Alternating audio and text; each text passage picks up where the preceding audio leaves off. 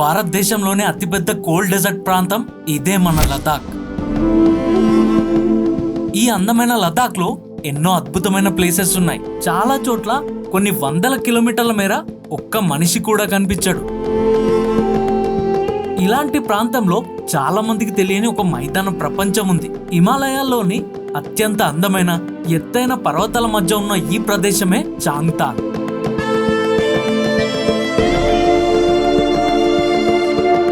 చాంగ్ అంటే తూర్పు అని, తాంగ్ అంటే విశాలమైన మైదాన ప్రాంతం అని. సముద్ర మట్టానికి 14,000 అడుగుల ఎత్తులో ఉన్న ఈ ప్రాంతం భారతదేశంలోనే అత్యంత ఎత్తులో ఉన్న పీఠ భూముల్లో ఒకటి. ఇక్కడ చెట్లు చాలా తక్కువ, వాటితో పాటు ఆక్సిజన్ లెవెల్స్ కూడా కేవలం 60% వరకే ఉంటాయి. ఇలాంటి పరిస్థితుల్లో జీవించడం అంటే మనకు ఊహించడం కూడా కష్టమే. అయినా కూడా శతాబ్దాలుగా ఈ నేలపై ప్రకృతితో కలిసి జీవిస్తున్న ఒక గొప్ప సమాజం ఉంది. వాళ్ళే ఈ చంగ్పా నోమాడ్స్.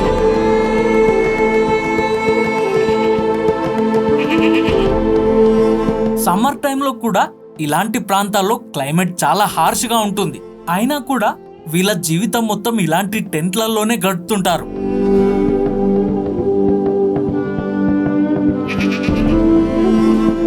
అసలు వీళ్ళెందుకు ఇలా జీవిస్తున్నారు, వీరి లైఫ్ స్టైల్ ఏంటి, ఇవన్నీ తెలుసుకోవడానికి ఈ అందమైన ప్రదేశానికి వచ్చా. నా వ్యూవర్స్ అంతా 70-80% టీవీలోనే చూస్తున్నారు, కానీ ఎవరు నా ఛానల్ని సబ్స్క్రైబ్ చేసుకోవట్లేదు, అలాగే నా వీడియోస్ని లైక్ చేయట్లేదు. నాకు తెలుసు టీవీలో ఒక వీడియోని లైక్ చేయడం అన్నా సబ్స్క్రైబ్ చేసుకోవడం అన్నా కష్టమని. అయినా మీరు నన్ను ఎంకరేజ్ చేస్తూ ఈ వీడియోని లైక్ చేస్తారని, అలాగే నా ఛానల్ని సబ్స్క్రైబ్ చేస్తారని మనస్ఫూర్తిగా కోరుకుంటూ ఇంకెందుకు ఆలస్యం చేయకుండా ఈ పూర్తి వీడియోని చూసేయండి.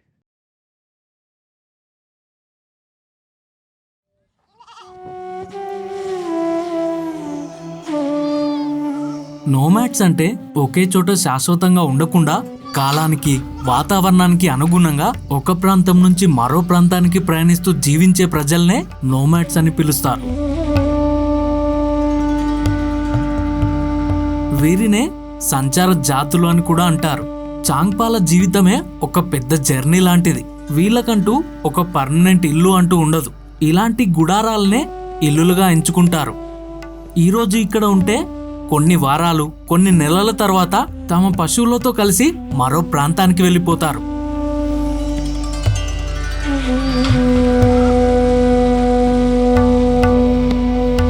రోజంతా ఇలాంటి టెంట్లలోనే గడుపుతారు. ఇది కేవలం ఒక డే నైట్ కోసమే కాదు, వారి పూర్తి లైఫ్ టైం ఇందులోనే గడుపుతారు. ఈ చాంగ్పా ట్రైబ్స్ వీళ్ళ జీవితం మొత్తం ఇలా యాకులని, గొర్రెలని, ఇంకా మేకలను పెంచుతూ ఉంటారు. ఇవన్నీ పశువులను వీళ్ళ టెంట్ల పక్కనే ఫెన్సింగ్ లాంటిది ఏర్పాటు చేసి వాటిల్లోనే ఉంచుతారు. అవి చూడండి ఎంత క్యూట్గా చూస్తున్నాయి. అన్నీ ఎవరో కొత్తగా వచ్చారు మమ్మల్ని చూడడానికి అన్నట్టే చూస్తున్నాయి.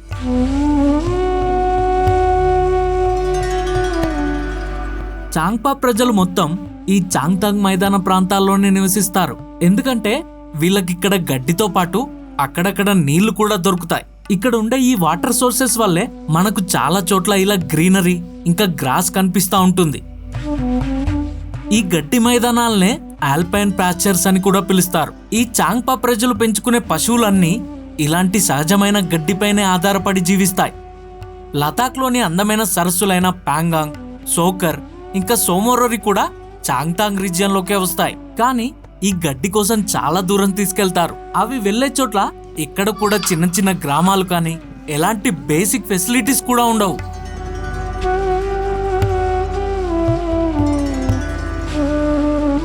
ఉదయాన్నే లేవగానే వీళ్ళు ఫస్ట్ చేసే పనే ఈ యాక్ పాలు తీయడం. మొదట యాక్ పిల్లను తల్లిపాల కోసం వదులుతారు. అది పాలు తాగిన తర్వాత దాన్ని తాడుతో కట్టేసి ఒక చిన్న బకెట్ ఆర్ జగ్గులో పాలు తీయడం స్టార్ట్ చేస్తారు.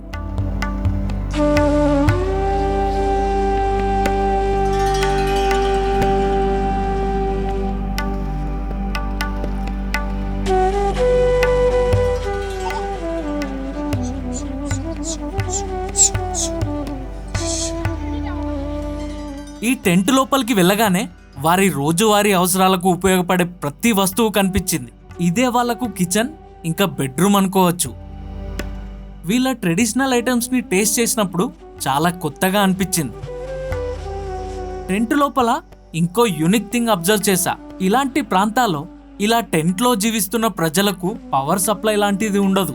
దానికోసమని వీళ్ళొక సోలార్ ప్యానల్ ని అలాగే ఒక బ్యాటరీని ఏర్పరచుకున్నారు. టెంట్ లోపల ఉండే లైటింగ్ కోసం అలాగే వాళ్ళ మొబైల్స్ ని ఛార్జింగ్ పెట్టుకోవడానికి యూజ్ చేస్తారు. ఇంకా వాళ్ళు పెంచుకునే యాకుల నుండి తీసే పాలను కూడా రుచి చూడమని చెప్పారు. దానికోసమని వాళ్ళు యాక్ పాలతోనే తయారు చేసిన యాక్ బటర్ ని ఒక జగ్ లాంటి ఐటమ్ లో చిలకడం స్టార్ట్ చేశారు. ఆ తర్వాత యాక్ పాలతో పాటు బటర్ ని కూడా యాడ్ చేసి ఇచ్చారు. టేస్ట్ కొంచెం డిఫరెంట్ గా అనిపించినా అది ప్యూర్ హెల్తీ. వీరు తయారు చేసుకునే ప్రతి మిల్క్ ఐటమ్ వీళ్ళు పెంచుకునే యాక్ మిల్క్ నుండి ఇంకా మేక పాలతోనే తయారవుతాయి. ప్రతిదీ న్యాచురల్ ప్రాసెస్ లోనే ఉంటుంది. ఎందుకంటే వీళ్లకు మనలాగా రోజు బయటికెళ్ళి తెచ్చుకోవడానికి ఆప్షన్ ఉండదు కాబట్టి. అన్నిటికన్నా బెస్ట్ థింగ్ ఏదంటే వీళ్ళ బటర్ చాయ్ తో పాటు సత్తుని యాడ్ చేసుకోవడం. నిజానికి ఇది ఆరోగ్యానికి చాలా మంచిదని చెప్తారు. ఇంకా వాళ్ళు మాతో ఎన్నో విషయాలు పంచుకున్నారు. వాళ్ళు తినే ఫుడ్ ఐటమ్స్ ని చూపించారు. వారి రోజువారీ జీవితం ఎలా ఉంటుందో చెప్పారు.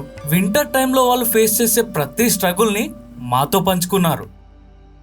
पहले पहले हमारा दादा में लोग तो बिल्कुल सोलर वाला किसी का नहीं। अच्छा मुँह बत्ती है ना तो उसको जुगाड़ करते फिर चलता है। अच्छा मैं भी बहुत गिरसिन किया है। मैं हमारा दादा में दीदी में है ना उसके साथ बहुत किया था। अच्छा ये लेयर वेयर ये गैस वैस बिल्कुल नहीं सर। अच्छा बिल्कुल सिर्फ गोबर का इसी का बस काम करते। गोबर से बुखारी में डाल दे। तो बुकर पहले साल तो बुकर भी नहीं। अच्छा हम लोग यहाँ पे दो ईटा दो पत्थर रखेगा, तीन पत्थर इसी के ऊपर गोबर डाल देगा, फिर उसके बाद पतीला रख के उसी के ऊपर चाय तुप्पा सब उसी में गुजारेगा। अच्छा अभी तो हम पूरा आसान नहीं हो गया सर कि बस गैस अभी थोड़ा जनरेशन चेंज हुआ ना। वही सही है।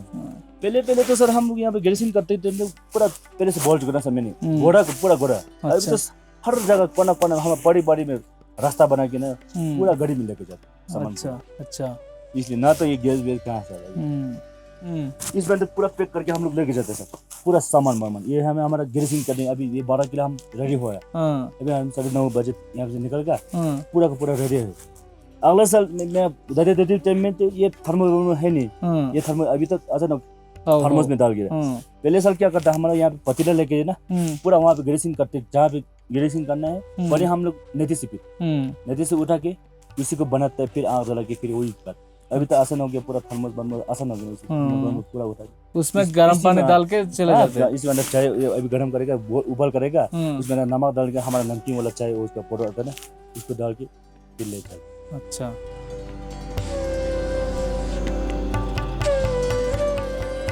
हाय जी हाय बोलो जुलो जुले। सर्दी टाइम में बहुत खाता होता है कि इसलिए ना मेहनत बहुत करता पड़ेगा। अच्छा इसलिए ना सर कि घास भी थोड़ा सूख गया घास भी इतना नहीं मिलता पूरा बर्फ रहता है ना। फूड जो है ना हमारा शिप हस्बैंडरी की तरफ से हमको फूड घास सब कुछ मदद देता है कि हाफ रेट में हम लोग को रेट उसको हम गवर्नमेंट को आधा देना पड़ेगा कि ऐसे थोड़ा सा उसका रेट आधा दे के फिर हम लोग को वो फूड जो है ना शिप हस्बैंडरी से मिलते हैं। अच्छा इसलिए हम लोग इसको हम पला के ना इसको फूड जो है ना हम लोग ग्रेसिंग करके आएगा तो जिसको पास कमजोर है जिसका पास माँ बने वाला है उसको हम फूड देना पड़ेगा सर उसको। अच्छा उसको खिलाना पड़ेगा कि वहाँ ग्रेसिंग करके आके फिर शाम का टाइम में उसको फूड देना पड़ेगा। अच्छा వీళ్లకు ప్రతిరోజు యాక్ పాలు తీయడంతో సరిపోదు. ఇక్కడే ఉండే ఈ పశువుల పాలు కూడా తీస్తారు. ముందుగా వీటిని ఒక ప్రత్యేకమైన పద్ధతిలో నిలబెడతారు. ఒకదానికొకటి ఎదురుగా మరొకటి ఉండేలా వాటి మెడలకు తాడుతో కట్టి ఒక వరుసగా ఏర్పాటు చేస్తారు. ఇలా చేయడం వల్ల అవి అటు ఇటు జరగకుండా ఉంటాయి. అప్పుడు ఒక్కో మేక దగ్గరికి వెళ్లి పాలు తీయడం మొదలు పెడతారు. ఇక్కడి వరకు మొబైల్లో చూసిన నా ఆడియన్స్ అందరికీ ఒక చిన్న రిక్వెస్ట్. ఈ వీడియోని కనుక లైక్ చేయకపోయి ఉండుంటే లైక్ చేసి వెంటనే హై పాయింట్స్ ఇచ్చేయండి. అలాగే నా రెగ్యులర్ ట్రావెల్ అప్డేట్స్ కోసం మీరు నన్ను ఇన్స్టాగ్రామ్లో కూడా ఫాలో అవ్వచ్చు. లింక్ డిస్క్రిప్షన్లో మెన్షన్ చేశాను, వెళ్ళి చూడండి. కానీ ఇక్కడ ఇక్కడ కనిపించే ఈ పశ్చిమాల మేకలు చాలా విలువైనవి. వీటి ద్వారా వచ్చే పశ్చిమాన వూల్ ప్రపంచంలోనే అత్యంత విలువైన సహజ ఉన్నిల్లో ఒకటి. ఈ విలువైన వూల్ తయారయ్యే జర్నీ ఇలాంటి చిన్న టెంట్ దగ్గరే స్టార్ట్ అవుతుంది. పశ్చిమాన ఉన్నిని తీసే ముందు ఆ మేకని ఒక తాడుతో కదలకుండా కట్టేస్తారు. ఆ తర్వాతే వూల్ ని కలెక్ట్ చేయడం మొదలు పెడతారు.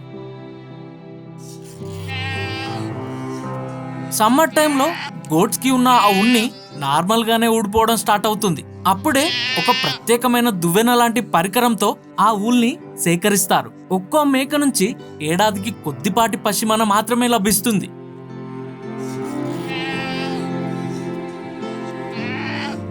ये क्या करते हैं पश्चिमाना? बेचने का फिश बेचते हैं सर।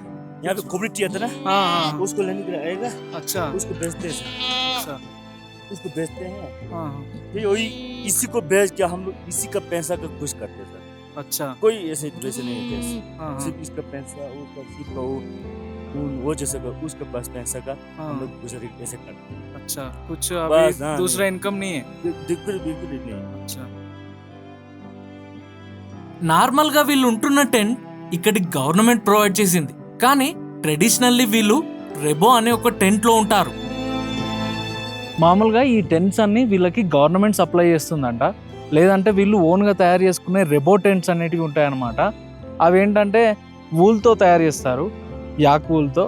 వీళ్ళ సొంతంగా వాళ్ళ చేతితో తయారు చేసి టెంట్ లాగా అమర్చుకుంటారంట.